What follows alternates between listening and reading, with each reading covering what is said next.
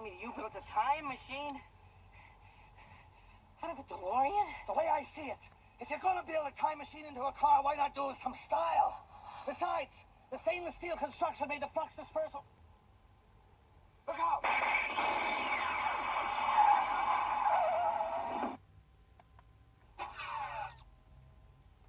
Hey, Doc, we better back up. We don't have enough road to get up to 88. Roads?